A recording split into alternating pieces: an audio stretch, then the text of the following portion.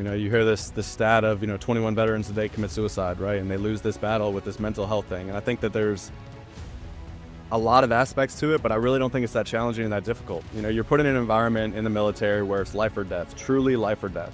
And the people that you're with, you build bonds with, whether good, bad, or indifferent. And you build these bonds with these people that last truly a lifetime.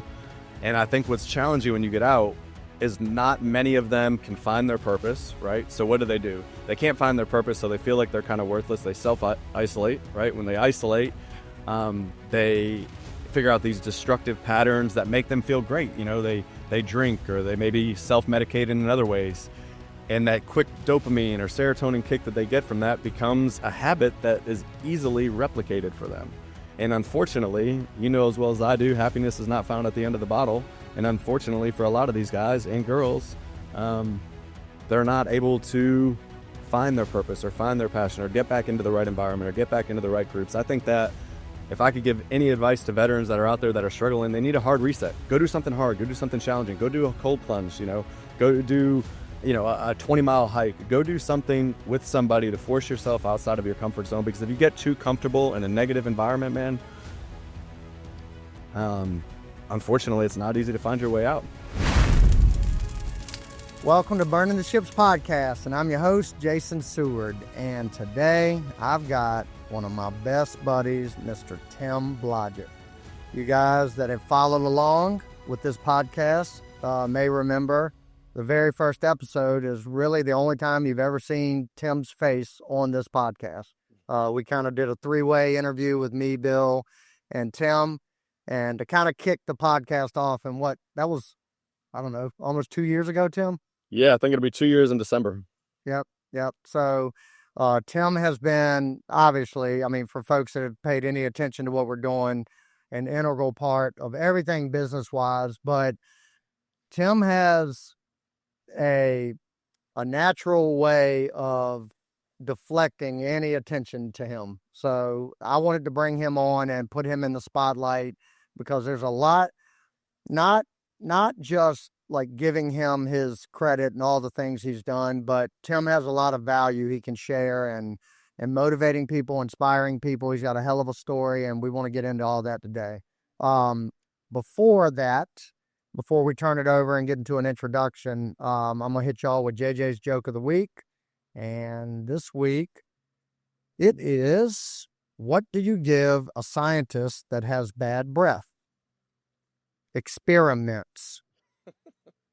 That's JJ's Joke of the Week. He's so good. I keep saying I'm going to do it. I need to get him in here and just record him saying a bunch of them, and we just edit it in, because it would sound so much better coming from him. Oh, yeah. So Tim, I'm gonna tell a quick story for those that haven't heard it before, and then we'll go a little bit further. But I met you in February of 2023. You had just joined Legacy Family. I had just left my career, so it was about a month prior to us meeting at an event in Puerto Rico, that I cut the ties and burned the ships, if you will, on my career. And I remember meeting you. You were new to the group. You were kind of getting to know everybody. And it didn't take long for a couple things to happen. I quickly saw what you were passionate about, and that's your family, your faith, and your local sports league, your youth soccer league that you're a big part of. We'll get into that in a minute. But you didn't want to, we didn't talk business at all that first time I met. It was all about those things, like just being a good man, being a good husband, dad, coach, leader, all those things. And one thing that stood out, and Tim and I have joked about this a good bit, and Bill over the years since, but a lot of people, one thing that I try to be humble, but one thing I'm not humble about is the fact that Bill and I have this workout streak where we work out every day. Mm-hmm. So I share that with anybody that'll listen. And Tim was, I think at that point, if I remember correctly, Tim, you might remember it different, but you had just started getting back into working out pretty hard. Like you were trying to get in shape and get things going, or better shape. And I told you about this streak. And you are the first and only person I've ever told about this streak that immediately went, well, how do I get in on it? I want in on it. We had just met, and I knew right away, obviously we got to know each other a lot better over the next several months, but I knew right away this was a dude I could hang with. And sure enough, you joined in on the streak. That was February of 23. So you're what, 2.5 years in now. Bill and I will be 4 years in September. And you've been crushing it ever since. Like our workouts pale in comparison to what you're doing. I don't know about that. I think it goes in phases, man, but the accountability is important. Yep. So, but with that, that began a very good relationship, friendship, and we've just been growing it ever since. So I'm going to turn it over to you, Tim, and I'll fill in some gaps if you get too humble on me. But I'd like for you just kind of tell the folks who you are. A lot of people are going to know who you are on a high level, but who you are, kind of your backstory, and anything you want to put into an introduction, and then we'll go from there. Yeah, man, I appreciate it, and I appreciate you having me on, man. It's been a fun couple of years, man. Getting to know you, getting to know Bill, the families, vacationing, taking trips, and that type of thing. It's been a great time. But I guess a little bit about me. I'm from Connecticut originally. Graduated in 2002. Always played soccer and sports growing up. It was always a huge aspect of my life. Was going to college to play my senior year of high school. That was always my goal, my ambition. September 11th happened my senior year, and it just redirected my whole entire path. I never really had any desires of going in the military, quite honestly. Both my grandfathers were in the military, but they passed away before I was ever born. And then sort of that next generation of men in my life were, I don't want to say anti-military, but definitely not in the military or wanted any part of it. But I ended up going in the Marines. I think it was one of the best decisions that I ever made. Met some of the most amazing people that, were friends and family and mentors of mine. Had a really good career, deployed to Iraq 3 times, once to Afghanistan. Got injured on my 4th deployment, medically retired after about 11 years, and then transitioned out. Kind of tried to find my next purpose, my next mission, my next passion in life. Got introduced to real estate at a really young age, at about 20 years old. Bought my first investment property right around 21. So that was always a passion of mine, getting out. Finding a gift of service in the community with people that I can help lead and mentor. Soccer was just one of the sports that I was passionate about, but the most passionate about. Was able to open up an indoor facility, an outdoor facility, help grow a youth program in the local community that I'm a part in. And it took off. Did that for about 10 years. Exited that about a year ago. And transitioned to a lot of different aspects of real estate kind of from there. So I don't know where you want to dive into. No, I'm gonna dissect every bit of it. So let's go back. Let's go back to, I mean, just what you laid out in those few minutes. It's very clear that you're driven to serve, right? You joined the military because you saw a need and you saw something that motivated you to do so, to serve. You serve your community with the local sports stuff. And I know all the other stuff that you're involved with too. It's just always acts of service. Like that's your love language, if you want to call it that. But let's go back to high school. You're playing soccer, you're, getting recruited, getting ready to do what everybody else does, but at a high level of going to play college and at the next level playing soccer. When 9/11 happened, I would imagine you remember where you were. You remember your thoughts and feelings when that happened. I would imagine you were 17 years old, 18, somewhere in that ballpark. Yep. Okay. Was it an immediate, I've got to do something, or was it a kind of a gradual build up to, walk me through that mindset during that time? Yeah, man. So I mean, just like everybody else on September 11th, everyone can tell you where they were. So I was walking through the halls in high school, and I remember when the second plane hit the tower, walking into that classroom, me and my classmates sitting there watching it, and just had this huge internal desire of helplessness, hopelessness, compassion, but also desire to serve. Like, what is my responsibility in all this? And, being in Connecticut, I had people in that classroom who their family was in Manhattan at that time. They were in the city when the plane hit.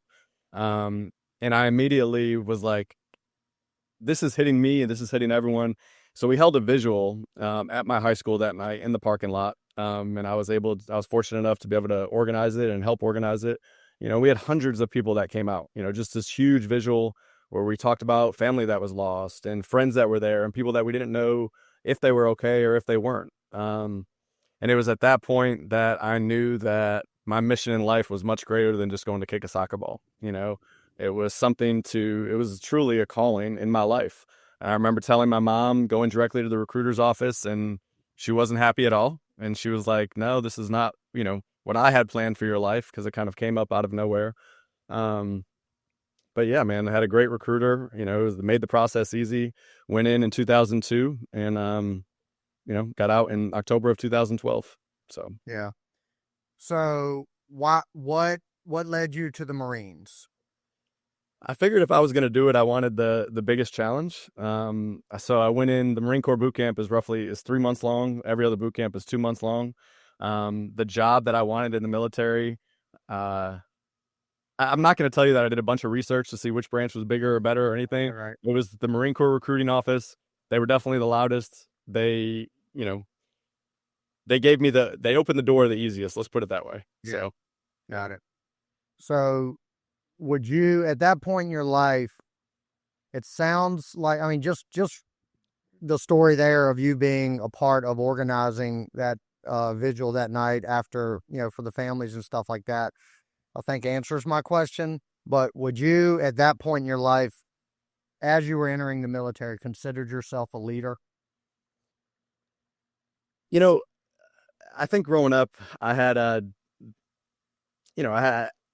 don't want to say that I was, we had very humble beginnings, I guess, to say the least. We come from a very humble background.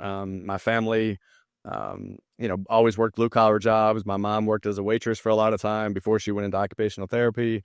My dad worked different types of jobs. I grew up in an environment where a lot of my friends were, sort of much better off than I was in a lot of different ways. I looked up to them. I looked up to their families, and I had some great role models, different parents that I can think of now growing up that really helped to sort of lead me and guide me and shape me, that also weren't happy that I was going into the military. But I think that pushed me into, I remember being at boot camp thinking to myself that if I'm going to do this, I'm going to give 110% of it. And I remember being in situations and environments there where I knew that I was at 95 and I can push myself that other 5 or 10%. So that has sort of helped and shaped me for many aspects of life, not just the Marines. So, Right. So as you get through boot camp, you start the career, and I mean you were active like through your 2002 through 2012. There was a lot of action going on. So, and you were a big part of that, and we don't have to get into all those details, but it seems just from the conversations we've had, it didn't take you long in that military career to be recognized and put in leadership roles, right? And now, like, can you make a correlation to how much that experience of being able to lead young men into pretty scary situations, how that has shaped you into the leader you are today? yeah, man, that's a great question. I think a lot about that. I think, in my late teens and my 20s, I don't know if you know this about me, but I'm competitive. I'm a pretty competitive person. So, if you First do time 100 hearing that. yeah, if you do 100 push-ups, I have to do 101. I was fortunate enough in the Marines. I really think that sort of shaped me. Out of 300 something Marines in our battalion, I don't know if I ever told you the story, but I was Iron Man and number one out of the whole battalion at boot camp. And I remember having a drill instructor pull me into his office the night before the PFT, and he was like, you can either leave this, and not give it your all, or give it your all and come in first place. And that stuck with me. Staff Sergeant Parsons to this day. I had a funny story. I actually ran into him in Iraq, literally ran into him after graduating boot camp. But I think just having that mindset of there's always more to give and there's always a little bit more in the tank, that I lead by example. I'm never going to ask somebody to do something that I haven't done myself, whether it be in business, whether it be in life, whether it be with my kids. I think that's helped me as a father. It's helped me as a husband. Earlier on today, I was able to convince my wife to go in a sauna with me for 20 minutes. And she's like, I don't know how you do this for 30 minutes. So just like little things like that, I've adapted into my life. Competition is fun to me, but I think it also helps you grow and pushes you. Yeah. You know? Sure. I got to share the story, and Katie's gonna be embarrassed with me sharing it, but she don't listen to the podcast, so she won't hear this. We were talking about sauna, and I've told you like sauna is something like a recovery piece of everything I do that I haven't implemented because I don't have one and there's not one near me. But we were in the Bahamas last week, and we did as frou-frou as this sounds, we did a couples massage. So part of the massage package was we got to hang out in like their recovery area. Well, they have a men's area, a women's area, and then like a unisex area where we could both like go in a sauna together. Well, we get into it, and Katie had never been in a sauna, and I may have like years ago, but I didn't remember. It was like a steam room, like it was hot. It was a sauna. Yeah. Well, you're in a towel or like a robe, and we get in there, and immediately, like, she was hyperventilating. This is awful, worst thing ever. But we forgot it was like a community, like sauna area. So all of a sudden, the door opens, and Katie is the most like conservative person you'll meet. Like, anyway.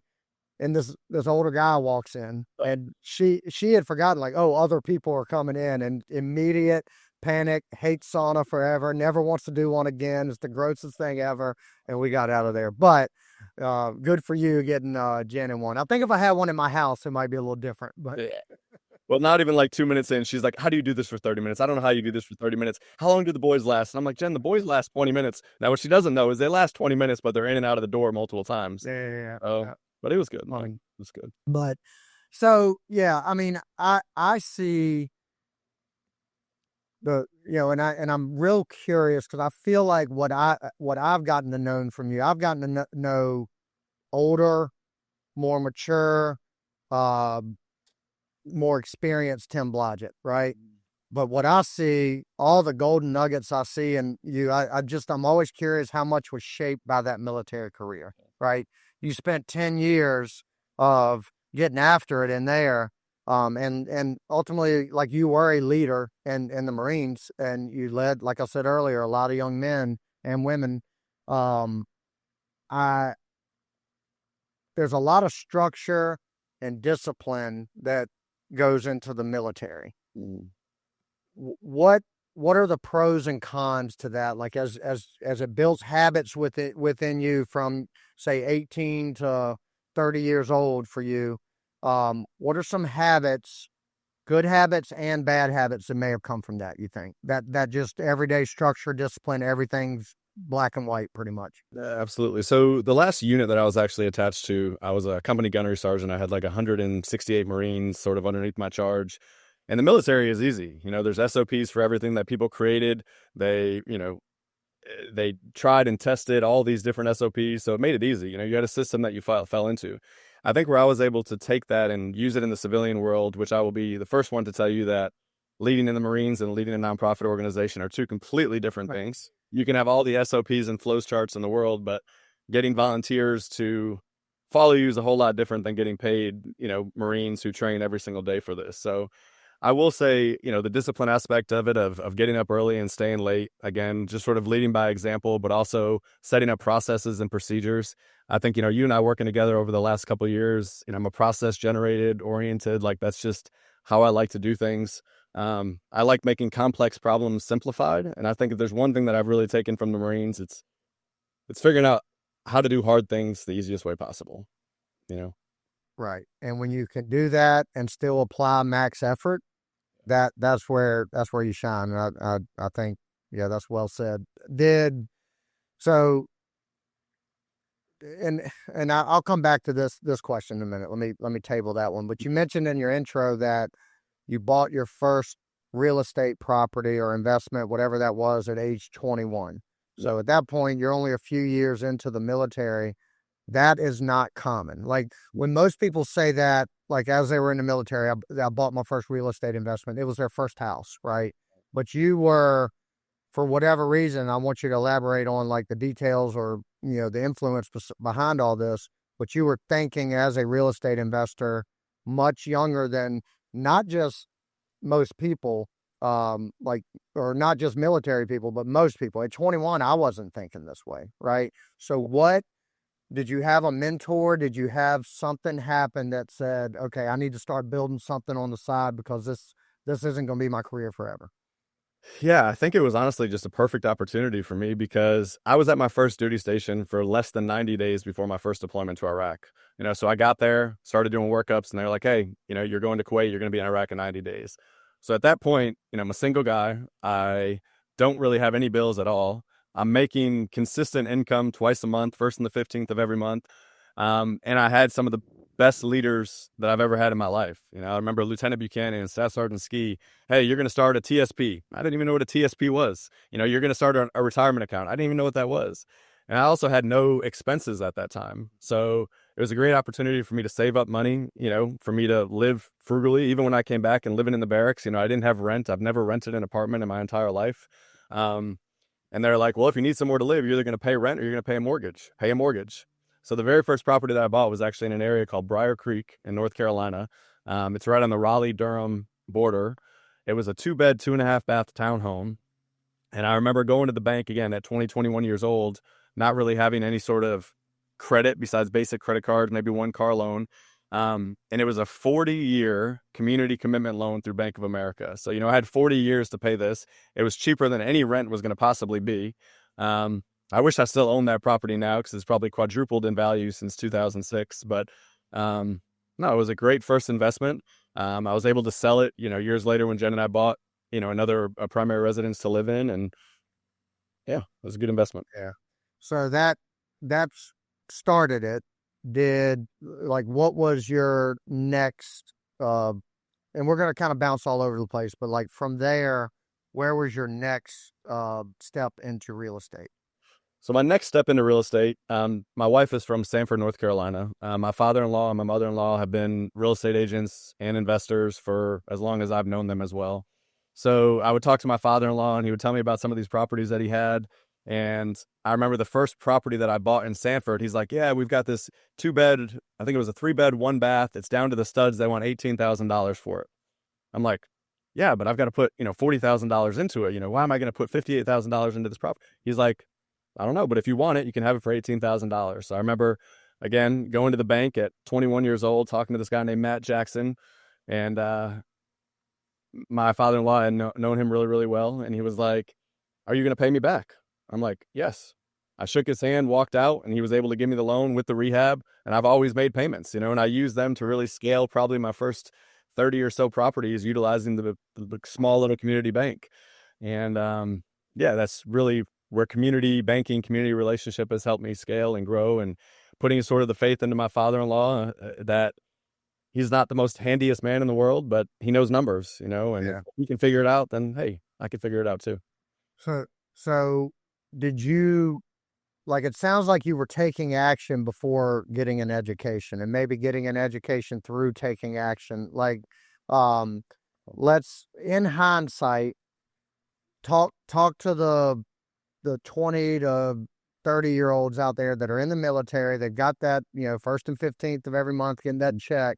Um, Given these two options, go learn as much as you can and educate yourself and become an expert, or just go start buying property. Which option would you, because it sounds like you just bought property and figured it out. Like, what would be your advice? I definitely went to the school of hard knocks. I mean, looking back on it, I think it was great for me to go in there and, start putting up sheetrock and start doing some electrical work and learn the basics of plumbing and learn the basics of HVAC and roofing and everything like that. I think for the longest time, it was challenging for me to get away from that aspect because I'm like, man, well, why am I going to go pay someone, $7,000 to rewire this whole entire house when I can go do it and save $3,500? But I think as I got older, that cost of capital for me to go hire somebody freed up my time to go find more properties, So I think it's a balance act. Like, I think you can learn a lot by actually getting your hands dirty and understanding the process so you don't get taken advantage of.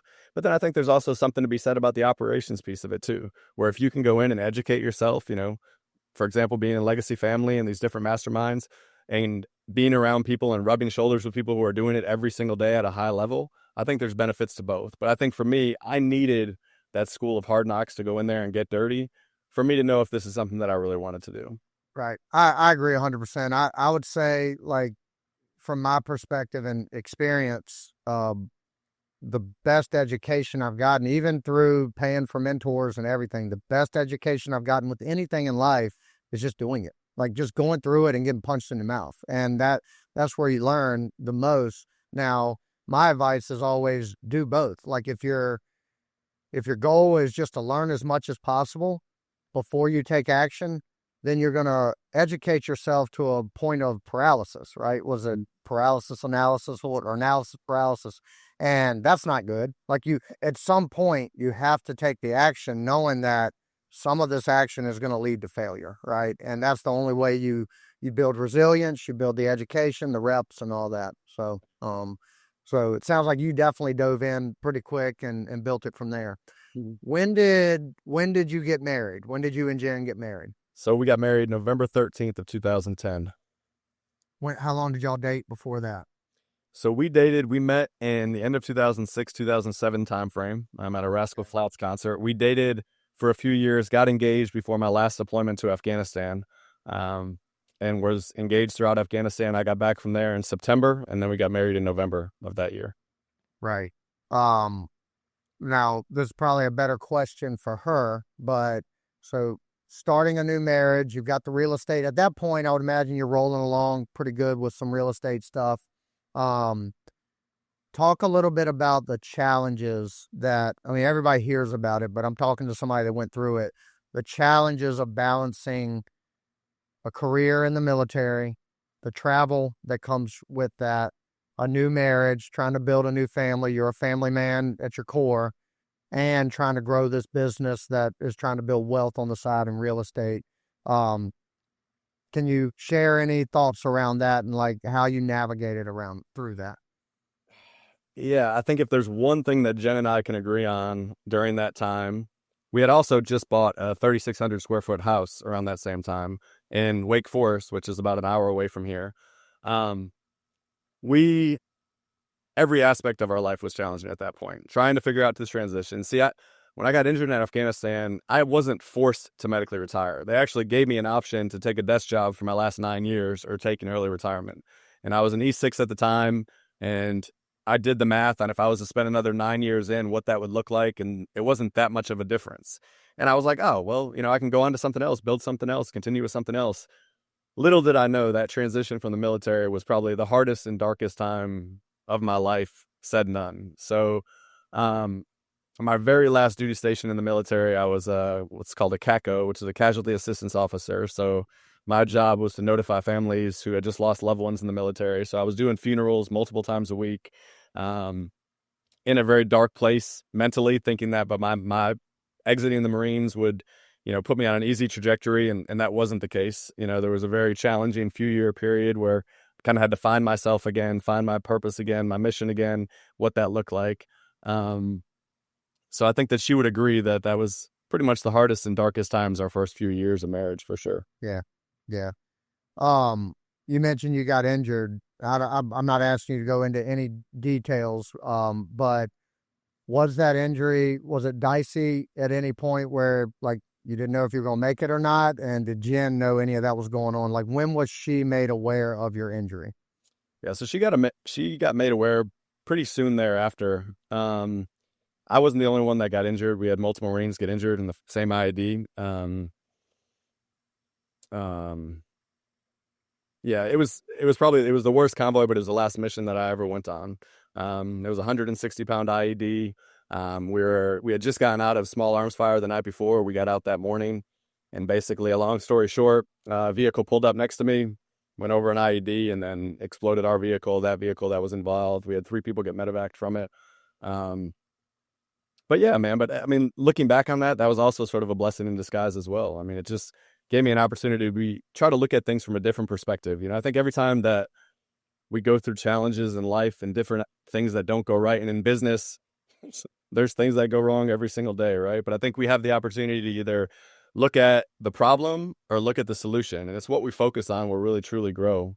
I'm a firm believer in that. That like, if that doesn't sum up your just overall perspective and who you are, I don't know what will, because like you know, you could have gone like just with that answer alone, you could have gone down a negative road and just kind of and your mindset is so strong, probably through these experiences and just realizing this is the best way to be.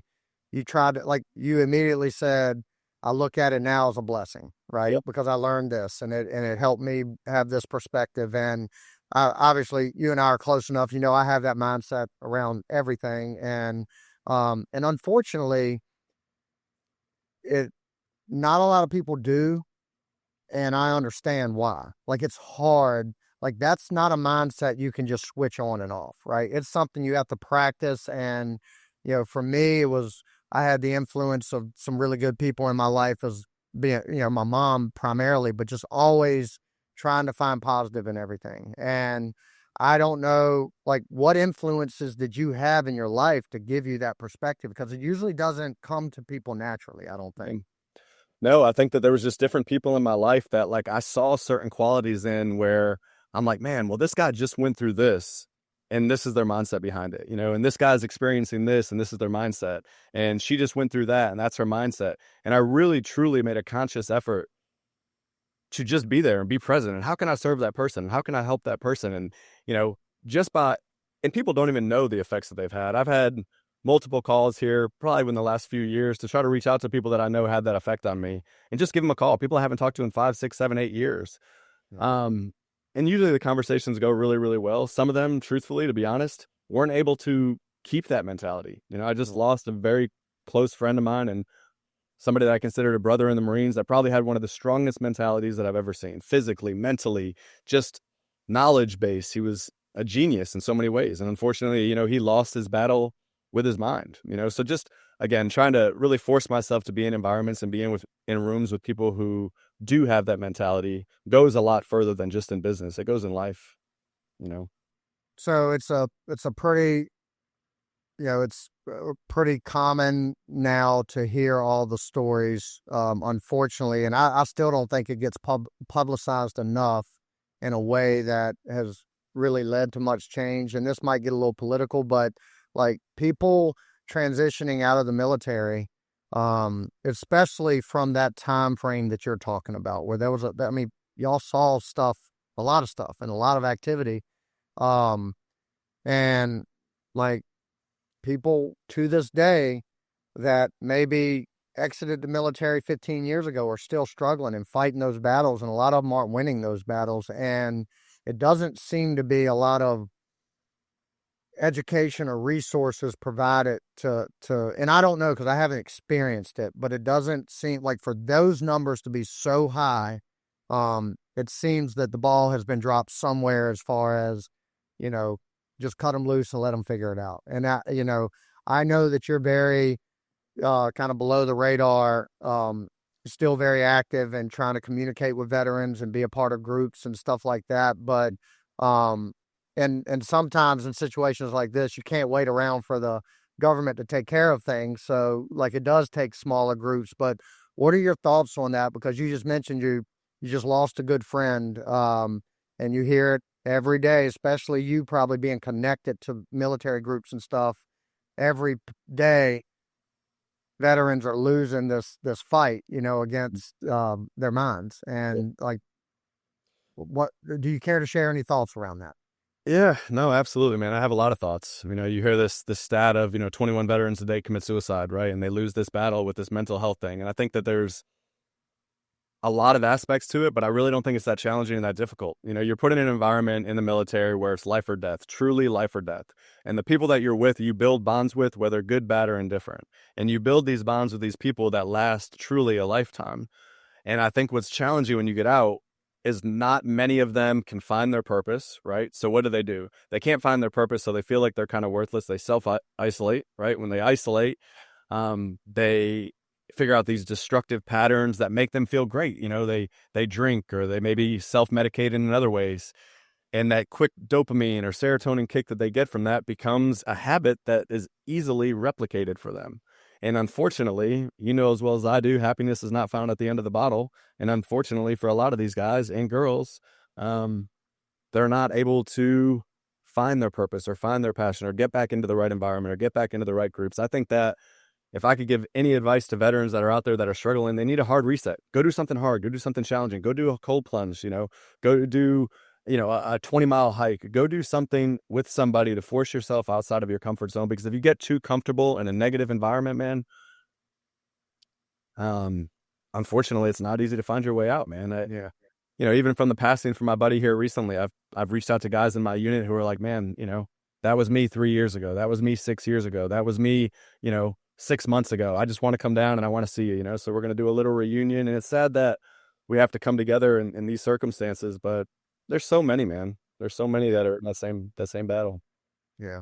Well, let's move on to something a little more uplifting. So, but I'll say one more thing. Like, Tim, I've got to know you better than most, and it's very clear where your heart is when it comes to just not just serving our country, but you mentioned it, organizing these things to try just stay in touch with people and keep people positive. And you mentioned it earlier, like you went through some dark times yourself, and you've come out on the other end. And I have to imagine, like, it doesn't just go away. You just have to learn how to better manage it, right? And you're doing a great job of that. And probably the MVP in all of this has to be your wife, right? Because I mean, she has stuck by your side all the way through the transition of into what you're doing now. Y'all have raised kids together, and now y'all have a beautiful thing, and you always have, but it's never an easy road to get to. Everybody might meet you now and see the beautiful house, the beautiful family, all the stuff y'all are doing, the traveling, and think it's just always been perfect. It never is always perfect, so hats off to you for being a leader in that arena, but hats off to Jen too for being right there with you. So Absolutely, man. So you mentioned, I want to spend a little bit of time on this because this kind of, in my opinion, really highlights this extra level of commitment to serving that you have. So you get out of the military, you guys start to settle in the Sanford area where your wife is from, and you see a community need for a youth soccer league, right? Mm-hmm. And so you started that. And by starting that, you didn't buy a league that existed. You didn't start taking over the reins of something that was already rolling. You started it from scratch, from what I understand. And if you can just elaborate, number one, why you did that. Obviously you have boys yourself. You want to get them involved with soccer, and that's the sport you love. But what was the real why behind it?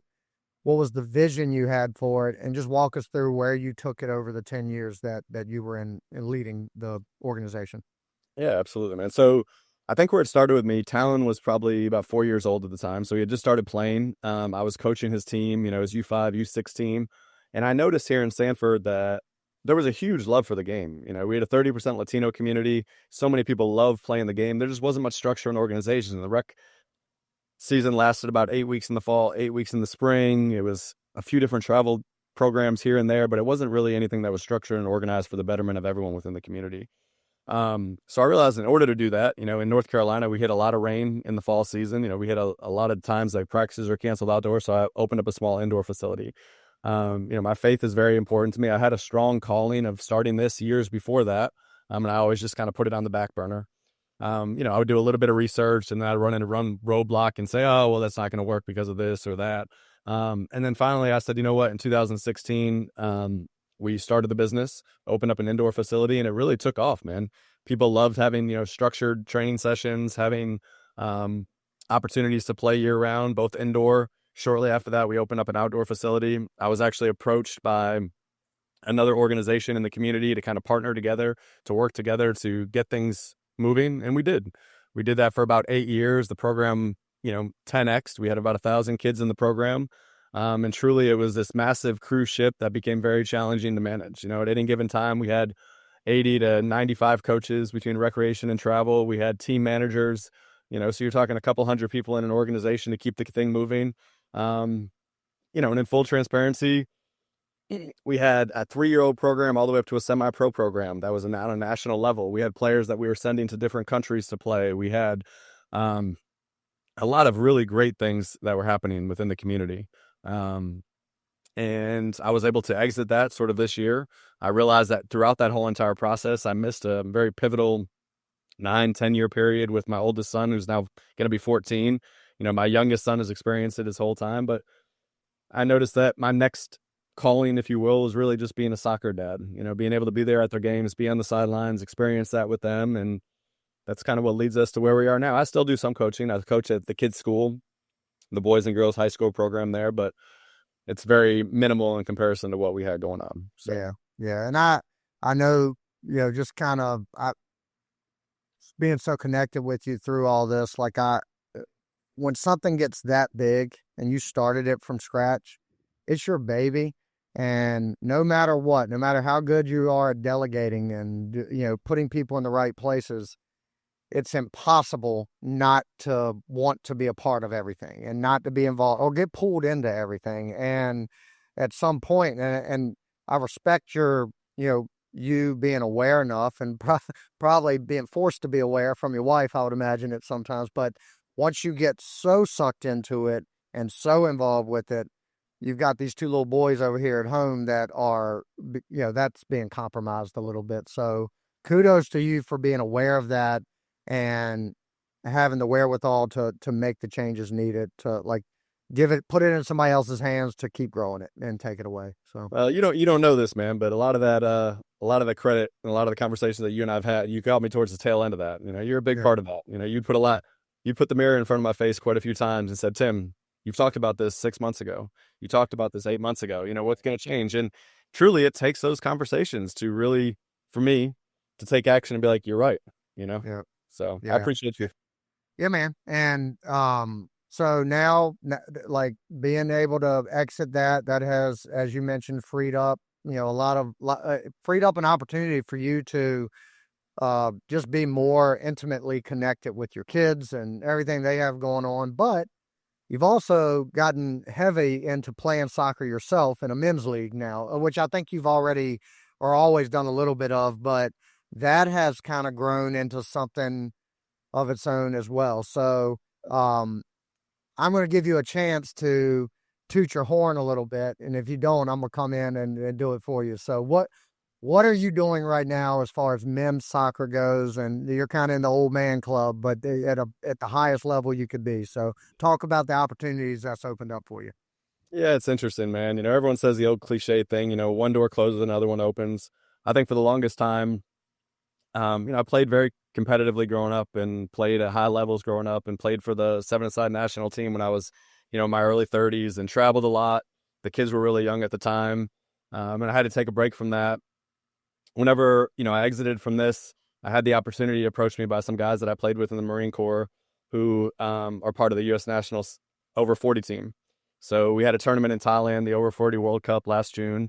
We didn't do nearly as well as we wanted to, but we've been able to restructure that, reorganize that. We're putting together a bunch of tournaments in Las Vegas, Arizona, Asheville, just all over the country before our next World Cup in June to kind of scout out new players, reorganize our roster a little bit, sort of out of like the 25 guys that we had in Thailand last year. Only about 10 of us are coming back, but it's a great organization. It's got a lot of opportunity to really put the over 40 club back on the map for the U.S. And I'm happy to be a part of it, man. I'm grateful for it. It also gives me something to reach towards. It helps me prioritize my training, my recovery, which is more and more important the older we get, our nutrition, our sleep.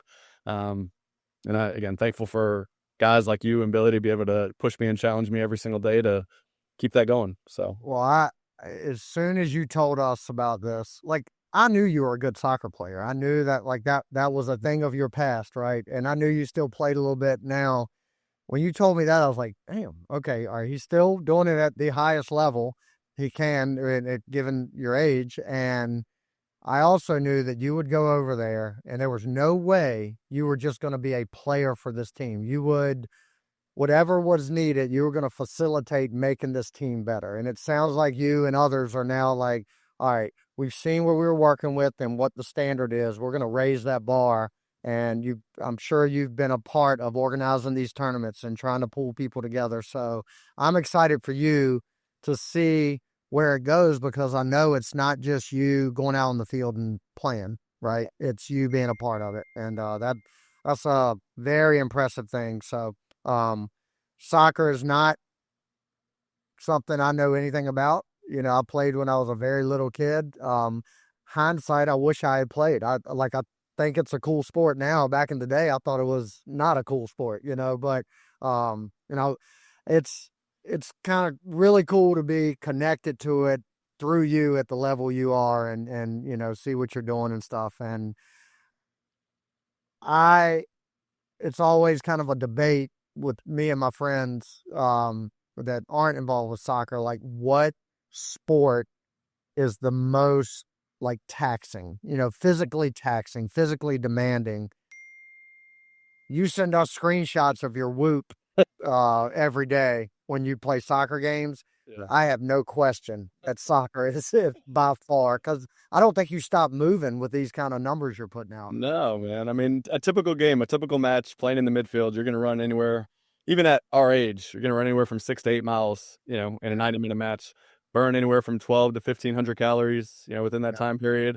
Get anywhere from, your heart rate stays in that, zone 3, zone 4, pretty much the whole entire time, Right. So it is a great workout, man. I'm grateful to just be able to play it. And again, I attest a lot of it to my recovery, my Yeah. sleep, my recovery sleeves, my ice baths. I don't play now without coming directly home and getting into an ice bath. And I look at some other guys my age that aren't necessarily as fortunate and they don't prioritize, their nutrition or their sleep or their recovery. And I think without that, man, as we're getting up there, it's more and more important. Yep. So I'm gonna segue now from that to the example you're setting, and we're gonna kind of wrap things up with this topic around just being a father and a husband, because I know that's the thing that for you and I both that we're most passionate about. So you're doing all this stuff. You're building this huge youth sports league. You're doing all the stuff in business that you have. I mean, we don't have time to get into everything you're involved with, but you have a hell of a real estate portfolio. You've done really good things there. You're a big part of 608B, and growing it to what it is now. And still, like this morning, you were, closing loans and doing all that. Like we had to scramble to try to get you on here, but big part of that, you're continuing to not just play soccer at a high level, and whether you could do that or not, but the way you take care of yourself, you're active every day, your recovery, your nutrition for the most part, and all these things, the number one motivator are those two little boys watching you do it. Am I right? Yep. 100%, no doubt. So how much does that, let's get into that a little bit. How much does that mean to you? How aware are you of it every day? And what's your like long-term vision with doing all the stuff you're doing now? Yeah. I heard something years ago that said, our children will learn so much more about what they see than what they hear, right? I sometimes, can segue into something else, but I used to tell my coaches, no laps, no lines, no lectures, right? Try not to lecture the kids because kids are only going to retain a very small percentage, right? But if you're able to show the kid, if you're able to demonstrate it, if you're able to lead by example, again, I think I took that from the Marines, you can hopefully influence them to make the right decisions. I can honestly tell you, my son's going to turn 14 next month, and I've never heard him cuss. Like, I've never heard him cuss. And for me, that's a pretty huge accomplishment, like keeping him in that environment. He might have heard dad say 2 cuss words his whole entire life. Not that that's a small thing, but it's just an example, right? Right. Working out, even if they go, Anyway, I'm gonna stop it. He's heard mama say them when she's mad in the car. yeah, a few more times than me for sure. A few more times than me for sure. And they'll call out on it too. But even like workouts, even if they go in there and do a 15, 20-minute workout, at least they're doing something. And they do. They have a routine now. Every single morning they get up, they do their devotional, they go and do a workout, then they take a shower, they get ready for school. If I'm able to instill just these small habits in them that they can take when they're 18, 19, 20 years old, even if they don't go in the military, hopefully I'm able to set them up for success. Yeah. So I've been around your boys several times now, and everything you just like, you're trying to curate an environment and things around them that just has positive influences, and you can see that in them. Like they're boys. They're gonna cut up. They're gonna do what boys do. They're gonna piss you off. They're gonna do all that stuff. but at the end of the day, they have good hearts and their intentions are good. And I see that, just from an outsider. So you're doing I appreciate that. a great job there. And, it's not, you mentioned like Talon never saying a cuss word, Emma, like, you know, I don't know. Now that you say it, I don't know that I've ever heard her say one. I'm feel like maybe she has let one slip, but what I'm thinking about is like that's uncommon today. Like most of his buddies, I imagine, are talking in ways that he doesn't, right? And he stands there and listens, but he's got the maturity through what y'all have taught him that you can hear it, you can be around it, but that doesn't have to be you just to fit in. And that's what I'm so proud of Emma with, is because like I know all her friends. They're all great girls, great families, stuff like that, great boys, but also know how they talk sometimes, right? And I don't see evidence of her being that way. And that way is not necessarily bad. It's just not the way we want to represent ourselves, right? And that is a hard thing for kids these days because there's so much negative influence around them. And you can't shield them from it. They're going to see it. They're going to experience and be around it. And so we've got our hands full trying to, just raise and curate situations for responsible human beings as they're teenagers. And you're doing a great job of it. So I appreciate that, man. Feelings mutual for sure. yeah. So as I mentioned, like you got a lot going on. You've got all the real estate. You own property down in Myrtle Beach. You've got a bunch of property in North Carolina. Where do and you still have a job, like you get up most days of the week and you have a job to do. So you have still, even getting rid of the local sports league or exiting that, you still have a lot of stuff on your plate. I've known you well enough now to know that you're wired to never really take a break. So you're just going to fill the voids as you create them. But where do you see things for you, your family, your business, businesses, things like that, for the next 5, 10, 15 years? Where would you have visions like that? Yeah, I think that's funny. I was actually talking with Jen last night, and she's like, "Are you ever going to retire?" I said, "If I ever retire in this life, it will be retiring from managing people. If I can retire to be from retiring managing people, whether it be contractors or property management companies or whatever the case may be, I think that would be, what I retire from. But I enjoy it, man. I enjoy staying busy. I enjoy staying active. I think I'd be bored. I think I'd be bored if I wasn't trying to stretch myself and reach for further things. I enjoy it. I enjoy, learning new aspects of the lending industry. I enjoy learning new ways to invest in real estate, and that's why I go back to, being around people that are doing different things, investing passively, just being a legacy family. I'm able to be in a few different syndications, investing in storage units down in Texas or apartments out in California, and just finding different creative ways to stretch not only my knowledge, but also, my net worth and my network, if you will. Yeah. It's important. Yeah. So as far as your question, in 5 years, 10 years, I really don't know, man. I've got goals for, a couple year plan. I don't know if I'll ever exit businesses, so to speak, with the real estate. I think it'll always be a long-term passive play for me. I don't know. Yeah, it's funny.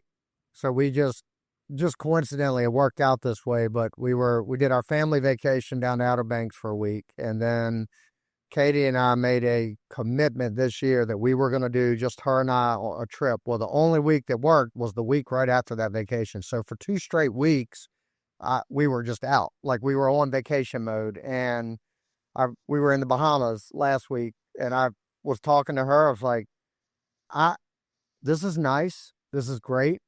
But I don't know that I'll ever in my life get to a point where I want to do this nonstop. Yeah. Right. Like by the end of that 2 weeks, that my cup was full and I need to go chase something. I need to go solve problems. And I think a lot of entrepreneurs are wired that way and I agree with you. Retirement to me is maybe one day getting to a point where I'm still working on things, but it's more charitable type things, or I can channel all this energy that I have into things that are like providing more service and value than just doing something to get, money in return for it. So that, but it'll never slow down. Like unless I get hit upside the head and can't think anymore, my brain will never turn off. So I can't envision retirement. I can't even envision next year, right? Like we're going right now, and that's the way it's always going to be, I think. So I'm with you, man. I'm with that you. makes it We align a lot like that. right. It makes it very tough for people in our lives, though. Because some people just want to slow down. So, but Tim, I appreciate you, man. I like I said, I wanted to do this. I told you earlier this week, I was, after I got through this next wave of interview, I wanted to get you on here, and it just worked out where we needed an interview. You had the availability, and we got it done today, and I appreciate that. But more than anything else, as difficult as it is for you to talk about yourself and the stuff you're doing and all the good stuff you're doing, this kind of puts you in a position where you had to, so you couldn't run from it. So I wanted people to get a little more insight to who you are, because they see the smile, they see all the good things you're doing, but like there's a real man behind all that is thoughtful and thinking through all that, and hasn't always been that way. Like you've had to build to what you are now, and I appreciate you sharing some of that story with us. I do want to ask you to kind of wrap it up, and I want to go back to the veteran community, because I know I've got just a lot of folks just from people messaging me over the last couple of years that are active military or recently or soon to be retired or thinking about going into the military, young people. If you could give them 2 or 3 pieces of just nuggets to kind of plant in their head as to be thinking about, it doesn't have to be in real estate, doesn't have to be, but just things to think about as they are in their career or transitioning out or getting ready to start. Yeah. No, and I appreciate you giving me the opportunity to talk about it more, man. I don't talk about it nearly enough. I actually have resources that are available for veterans that are trying to go through different claims process with the VA, and I've helped, Vietnam veterans get back paid for 20 or 30 years, and I'd be more than happy to jump on a call. I know you'll put all my contact information in the show notes, so if anybody wanted to reach out, I'd be more than happy to speak with them. But I think my first piece of advice is take advantage of every opportunity the military has to give you. If you're on active duty, if you're in the reserves, take advantage of your GI benefits. Take advantage of documenting everything that you have while you're in there. That way, when you get out, your transition's a whole lot easier. But also remembering that while you're in that environment and in the military, it's a great opportunity to learn. Learn your job, learn it well. Learn work ethic. Get around the right people. Don't get me wrong. Everyone's not perfect in the military. You don't have everyone with the same mindset, the same mentality. So get around the right people in the military as well. And then take advantage, again, of the resources that they give you, so that way you can utilize it whenever you get out. There's so many different resources for veterans when they get out. Again, I'd be more than happy to speak with it on them, depending on when they're, what aspect of their life they're in. But yeah, just take every day as an opportunity, learn from it, grow from it, and look forward. I love it, man. And I think I love that you put it out there. Like I encourage folks to, this doesn't have to be military. This could be anything, but I mean, Tim has like real life experience with this whole process, but take him up on that, reach out. And there's also there's communities, there's resources where, all the way from trying to build a business to manage like the mental side of it that you were talking about so much earlier. But Tim's a great resource. He's not only a resource that can help you get connected to the right people and in the right communities, but he's been through it himself. So take him up on that, whether you're military or not, or hell, if you've, just like Tim, probably to a flaw for you when it comes to time, but he will hop on a phone call with anybody on this planet if he thinks it's going to help them out. And that, I respect the hell out of that, man, because you've always done it. You'll tell me, hey, I'll talk to so-and-so for an hour. He's going through this and that. And I'm like, man, I probably just from a time standpoint would have shut that conversation down in 5 minutes, and you take the extra time. And I do appreciate that about you, Well, I think it's interesting that you say that, man. You asked earlier, what guys can do. I think one of the most selfish things that you can do in this life is help somebody else, man. It really is. Because if you shift your focus onto somebody else and truly look at an opportunity to serve them, all your problems go away, man. I mean, it really does. Yep. Well, cool, man. Well, thanks again, brother. That's like signing off this podcast just means me and you're gonna have to do some business the rest of the day because with 608B. But I am excited for folks to get to know you a little bit better and encourage everybody to reach out if they're interested in learning more about you. So with that, Tim Blodgett, thanks for hopping on. We'll talk to you soon. Appreciate you, brother. Thank you. Thank you for tuning in to this episode of Burning the Ships. I want to give a special thanks to our sponsor, 608B Capital, helping real estate investors secure fast, reliable funding to fuel their boldest moves. If you're ready to take your investing to the next level, visit 608bcapital.com to learn more. If you found value in today's episode, please take a moment to rate and review the podcast. Your feedback not only helps us improve, but it also helps us reach more people who are ready to burn the ships and commit fully to their goals. And don't forget to share the episode with someone who needs that extra push to take bold action. I'll leave you with this. Burning the ships isn't just about removing the option to retreat. It's about unlocking the courage to charge forward. No matter the odds, the past is behind you and the future is yours to conquer. Thank you for listening, and I'll see you next time on Burning the Ships.